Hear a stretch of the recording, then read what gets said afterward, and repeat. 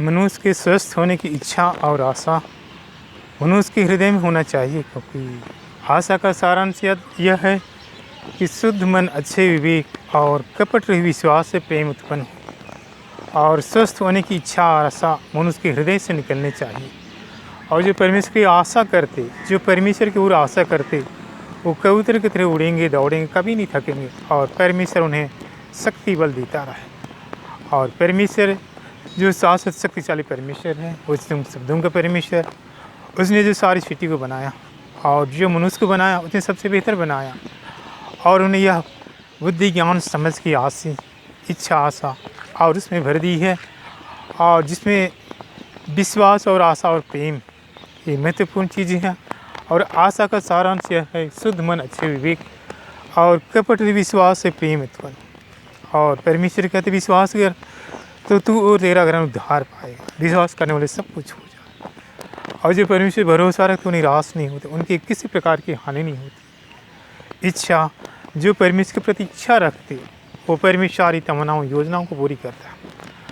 और आशा का सारांश यह है कि शुद्ध मन, अच्छे विवेक और कपट विश्वास से प्रेम उत्पन्न। और जो परमेश्वर की खोज करते, सर्च करते, उसे किसी चीज़ की कमी नहीं होती और वह व्यक्ति सम्मानीय होता है। और वह परमेश्वर जो सृष्टि जो बनाई परमेश्वर ने और सबसे बेहतर बनाया मनुष्य को, उसने सब कुछ बनाया। सूरज, चंद्रमा, तारे, नक्षत्र और पक्षियाँ, जानवर, और उससे भी बढ़कर परमेश्वर ने मनुष्य को बनाया। उसने नाक में सांस फूंक दिया, मिट्टी ली और गीली मिट्टी ली, अपने स्वरूप में बनाया, अपने स्वरूप में बनाया। उसमें नाक में सांस फूंक दिया और सांस फूंकते ही परमेश्वर का भाग, अंश, बुद्धि, ज्ञान, विवेक, आत्मा, पवित्र आत्मा में परिपूर्णता से जीवित हो गया। परमेश्वर ने उसका नाम आदम रखा। जो मनुष्य को परमेश्वर ने उस सुंदर से वाटिका में सब कुछ थे, फल फूल, पेड़ पौधे, जानवर, पक्षियाँ, परमेश्वर उनसे एक आंसर रहने लगे, क्योंकि उनसे मैच नहीं करते। इसलिए परमेश्वर में उसी के एक अनुकूल, उनकी मैचिंग या उनसे मेल खाता हुआ एक सहयोगी बनाऊँ। इसलिए परमेश्वर ने उस आदम को गहरी नींद में डाला और उसने पसली हड्डी निकाली और स्त्री का रूप बनाया, आदम के पास ले गया। और आदम को खुश हुआ, ईश्वर को भी अच्छा लगा। उसने आशीर्वाद दी कि फूलो फूल दुनिया में भर जाओ और आकाश के तारे, समुद्र की बालू तेरी संतानों को बढ़ाऊँगा। वो परमेश्वर की उन्हें आशीष सी। परमेश्वर प्रेम है और प्रेम के चलते दुनिया में इंसान के रूप में आए। इस मसीह कोई और नहीं, परमेश्वर दुनिया में इंसान के रूप में आए। उसने हमारे सारे पापों, गुनाहों को, हमारी संसार को उस पर बदला चुकाया है। लहू बहकर चांद देकर उसने जो मर करके जी उठा और वो जी उठने के सब कुछ पर विजय प्राप्त, उसी विजय का विरासत और ताज मुकुट हमें दिया है कि इस मसीह में है कोई बीमारी, समस्या हमें नहीं, हम सभी विजय इंसान। और इस जो दुनिया उसे सबको अच्छा किया, अंधे देखते, लंगड़े चलते, मृतक को जिला देते, जो इस मसीह कपड़े को छुएगा तुरंत ही भला चंगा हो जाता। शिष्यों की तरफ परमेश्वर शिष्यों को ही कार्य सौंपे थे। मती, मार्क, लूका, यीशु ने शिष्यों से कहा, जो कार्य मैंने दुनिया में किया तुम भी करोगे, बल्कि इससे भी बड़े बड़े कार्य करोगे। मैंने तुम्हें सांप बिच्छों को रौंदने और दुष्ट शैतान बैरी को कुचलने का, नष्ट करने का अधिकार तुम्हें दे रखा, इससे तुम्हें कोई हानि नहीं होगी। शिष्य भी पहनते उन पवित्र आत्मा शांत अधिकार में भरकर सारी जगत में जाकर इस कुमार शिक्षा अधिकार, अंधे देखते, लंगड़े चलते, मृतक लाए, जैसे समझी कपड़े छोड़ने से भले चंगे, वैसे शिष्यों के उन रुमाल अंगे चादर से भले चंगे हो जाते। पत्र की छाया से भले चंगे, एलिया लीसा उन चादर से भले चंगे हो जाते। इस समझ आने के पहले परमेश्वर जो नबियों को भेजा तो दुनिया में लिया को, नूह को, मूसा, इब्राहिम, याकूब, यिर्मयाह, उनसे आमने सामने बातें क्या करता, अरे एक रोज हमारी समस्याओं को दूर कर दिया करता, क्योंकि परमेश्वर प्रेम है। हम जो इस दुनिया में विभिन्न तरह की दवाइयाँ, मेडिसिन, फल फूल या पेड़ जो प्रयोग करते हैं, सब परमेश्वर हमारी भलाई के लिए दे रखी है। लेकिन उससे बढ़कर और ऊपर सर वो उस परमेश्वर का वचन और साथ उसको भला चंगा करता, क्योंकि परमेश्वर शाश्वत शक्तिशाली परमेश्वर वचन उन शब्दों का पर। उस समय परमेश्वर की बहुत सारी योजनाएँ थी मनुष्य को स्वस्थ करने की। जैसे यरदन नदी थी, इसमें इसने बपतिस्मा लिया था, उस नदी का पानी जो प्रयोग करते बीमारी चली जाती थी। फरात नदी जो आदम की पार्टी का सैनिक, उन नदी का पानी जो प्रयोग करे बीमारी चली जाती थी। सिलों का कुंड, इसमें स्वर्गदूत पानी को हिलाने, उस समय जब पैर रखे उनकी बीमारी चली जाती थी। और परमेश्वर की योजनाएँ थी। और जैसे हम जो फल फूल, पेड़ पौधे जो प्रयोग करते हैं दवाइयों के रूप में, जो लिखा गया है प्रकाशन ग्रंथ या प्रकाशित वाक्य में कि एक बिल्लोर किस नदी बहती थी, यानी संजीवन जल की नदी बहती। उस नदी के दोनों ओर जीवन का वृक्ष था, जिसमें 12 प्रकार के फल लगते, 12 महीने फल लगते। उस पेड़ के पत्तों से जो जाति जाति के लोग चंगे होते थे। इसलिए जब इजराइल के राजा के पैरों में जब फोड़े हुए थे, ईसाइस नबी कहते हैं कि जो अंजीर का पेड़ का फल का रोटी बनाना और फोड़े में लगाना, फोड़ा उसी समय ठीक हो जाता। और वही राजा सेनापति नामान भी कोढ़ की बीमारी से परेशान था। एलिशा नबी कहते हैं जा यरदन नदी में 7 बार डुबकी, उनका कोढ़ पानी में चला गया। इस तरह से परमेश्वर की योजनाएँ थी, और क्योंकि परमेश्वर प्रेम है और विभिन्न योजनाओं के द्वारा हमें स्वस्थ प्रदान करते हैं। और वही परमेश्वर जो उस प्रेम के चलते दुनिया में इंसान को और हमारे सारे पापों गुनाहों, केवल पापों को नहीं रोगों को भी हमारी समस्याओं क्रूस पर लेकर बदल चुका है। और जैसे उनके कोड़े खाने से हम चंगे की जाते हैं, उनके घाव द्वारा भले चंगे जाते हैं। क्योंकि 50 फीट ऊंचाई कलवारी पर ले जाना, सिपाही लोग कोड़े लगाते हैं, लगभग 39 कोड़े लगाए। यीशु मसीह कम से कम 3 बार क्रूस के नीचे गिर जाते हैं। सिपाही लोग जबरदस्ती चलाते थे, और लगभग 39 कोड़े लिखाई के कोड़े खाने से चंगे की जाते, लिखाई से घाव द्वारा भले चंगे की जाते हैं। जैसे कपड़े जो खींचने से सारे घाव खुल जाते हैं, और ताकि हमारे शरीर को जो मांसपेशियाँ, हड्डियाँ हैं, रक्त, त्वचा या स्किन, सारी तकलीफ़ों को इस घावों से खींच लिया, बदले में एक अच्छे स्वस्थ प्रदान किया। और वह परमेश्वर का प्रेम है जो इस दुनिया में इंसान के रूप में आके सारी तकलीफ़ों को अपने पर लिया। और जैसे इसके हाथ पाँव कीलों से जो ठोका जाता है, उनके कीलों के द्वारा भी हमारे उन हाथ पाँव की तकलीफ खींच कर बदले में अच्छे स्वस्थ प्रदान किया। और इसने लहू बहाया ताकि पाप दोषों को धोकर हमें स्वच्छ कर दे। और इसने जान भी देकर पुनः जी उठी ताकि हमें मृत्यु पर विजय दिला के पुनः एक संजीवन अच्छे जीवन खुशियों से भर दे, और एक सफल जीवन खुशियों से भर दे। हमें क्रूस पर से आदान प्रदान किया। जी उठने को इस दुनिया में 40 दिन चले 50-100 हज़ार लोगों को दिखाई दी, और फिर से चलेगी स्वर्ग में, वो फिर से आएंगे। और जैसे पिता पर इसके दाहिने ओर बैठे हैं, जिसकी द्वितीय आगमन, और उसमें जब कलीसियाँ उठा ली जाएंगी, और इसमें से अपने उस स्वर्गीय घोड़ों के ऊपर भी जो बैठ कर आएंगे, और जैसे कलीसियाँ उठा ली जाएंगी, पर के लोग उठा ले जाएंगे।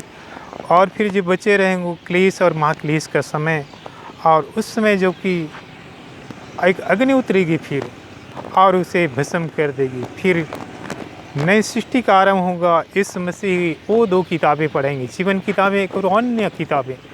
इस मसीह दुनिया में आए थे, सभी का नाम जीवन किताब में हो, सभी स्वर्ग में सुख चैन से रहे, इसलिए इस मसीह आए थे। और इस मसीह किताब पढ़ेंगे दाएं और बाएं, और दाएं लोगों को परमेश्वर अपने स्वर्गीय विरासत स्वर्ग ले चलेंगे, किंतु बाएं वो जो शैतान और उनके लोगों दूतों के साथ आग की झील में भस्म कर दिया जाएगा, उनका कोई अस्तित्व भी नहीं होगा। और नई सृष्टि का आरंभ होगा। नई सृष्टि में सूरज, चंद्रमा, तारे, नक्षत्र वगैरह नहीं होंगे, वो सभी परमेश्वर के प्रकाश से चलेंगे। वह समय जो कि यह समय आ गया है, जो अंतिम समय, जो न्याय का समय, जो परमेश्वर ने स्वर्गदूतों को समय था जो बनाई थी, और जो नबियों का समय था, और इसके बाद यीशु मसीह का समय, और अब जो पवित्र आत्मा का समय, और इसके बाद जो अंतिम समय हो परमेश्वर को सारी जो निर्धारित समय जो लगभग पूरी होने के साथ जा। और यह कुछ ही दिनों के बाद में, जैसे 2-250 सालों के बाद में यह सृष्टि जो लगभग यह अंतिम छोर तक पहुंच जाएगी, फिर नई सृष्टि का आरंभ होगा।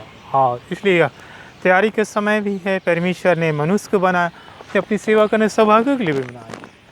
और जो परमेश्वर इस दुनिया में मनुष्य को बनाया, उस पुण्य या पवित्र अर्जित करने के लिए भी बनाया। और परमेश्वर में होकर रहकर चलकर जो हमें सारी खुशियाँ हैं, जीवन है, जैसे आरंभ में कहा, फूलो फूलो दुनिया में भर जाओ, आकाश के तारे, समुद्र का बालू तेरी संतानों को बढ़ाओ। परमेश्वर हमें सांस, हवा, वर्षा, पानी, जल, भूमि, सब कुछ परमेश्वर उस वर्षा की बूंदें हमें देता है, और फूलता फलता वो खिलाता है, फल फूल लगते फूलते जैसे एक बगीचे गार्डन की तरह परमेश्वर ने मनुष्य को एक सुंदर अपने जीवन, अपने आत्मा स्वरूप, आत्मा में भरकर भागंश में बनाया। वो परमेश्वर का प्रेम है। प्रेम पिता परमेश्वर, पिता पुत्र पवित्र आत्मा परमेश्वर, तेरे चरणों में ही परमेश्वर।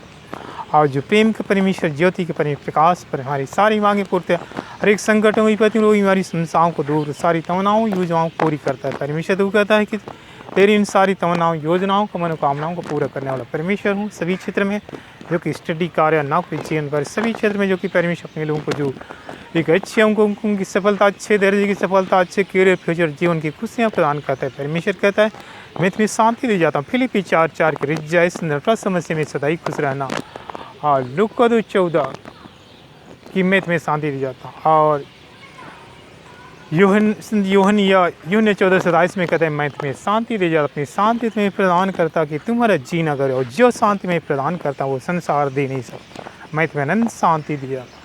तेरे मरुभूमि नाम है परमेश्वर नाम, इसमें चंगाई मुक्त होता। उस मरुभूमि नाम में परमेश्वर के सारे तारों को, आशीषों को परमेश्वर हम सभी के ऊपर परमेश्वर जितने लोग देख रहे हैं, जानते हैं परमेश्वर या जिन्हें भी मालूम है परमेश्वर या जो भी है तेरी योजनाओं प्यार खुशी के अनुसार अनुग्रह स्वर्ग से अनुसार त्यारों आशीषों को परमेश्वर सभी के उड़ेल दे। स्टडी कार्य नौकरी जीवन पारिश स्वस्थ क्षेत्र सभी क्षेत्र में स्वर्ग से सारे त्यारों आशीषों को उड़ेल दे। परमेश्वर तेरी प्यार से उड़ेल दे। हर एक प्रॉब्लम समस्याओं को दूर कर दे। जीवन खुशियों से भर दे परमेश्वर, और उन खुशियों के साथ ही परमेश्वर तेरी महिमा करते हुए तेरे साथ चलते हुए जीवन को पाए और भरी पूरी के जीवन पाए। जैसे निर्गुण 15:26 में तो कहता है कि मैं तुम्हारे चंगा हिफाजत देख रेख रक्षा करने वाला परमेश्वर, मैं तुम्हें चंगा करूँगा, भले चंगे हो जाए। 68 दूसरे गरीब वाला चंगा हो जाएगा। निर्गुण 25 वही हमारों को दूर कर। भजन संहिता इस तरह में 21:7 परमेश्वर सारी विपत्ति मुझे छुड़ाएगा और सारी विपत्ति या रोग बीमारियों से बचाएगा। और जैसे निर्गुण तो जहाँ कहीं जाओगे मेरी उपस्थिति तेरी साथ रहेगी। ईसाई 55:12 तो जहाँ कहीं भी जाओगे आनंद के साथ मिलोगे, शांति के साथ पहुँचाई जाओगे। तेरे मरमिश नाम में परमेश्वर से सारे त्यागों का हम सभी रोड़े दे परमेश्वर। और परमेश्वर तू कहता है तुम्हारी मांग नहीं पहले मुझे मालूम है कि तुम्हें किस चीज़ की ज़रूरत है, उसी प्रार्थना के पहले भी पूरी किए देता हूँ। और परमेश्वर का हाथ हमेशा खुला रहता उनके पास सब कुछ का भंडार। वो कहता मांगो तुम्हारे आनंद पूरे हो जाऊँ, उस भंडारों से परमेश्वर हमारे तेरी सारी आशीषों को हम सभी के रोड़े दे परमेश्वर। हम सभी परमेश्वर तेरी महिमा स्तुति करते हुए परमेश्वर तेरी खुशियों का कारण हो, तेरे आशीषों का कारण हो, तेरे जय जय का कारण हो। हम सभी तेरी स्तुति महिमा करते हुए जय जयकार करते हुए तुझे धन्यवाद देते हुए तेरे आशीष देता रहे। जैसे वर्षा की बूंदे वैसे परमेश्वर आशीषों की बारिश करता, वैसे परमेश्वर आशीषों की कर दे। हम तेरी महिमा स्तुति कारण हो तुझे धन्यवाद करते हैं तो आशीष हमें देता रहे। प्रेमी पिता पुत्र पवित्र आत्मा के नाम पर परमेश्वर तुझे धन्यवाद करते हैं। आमीन।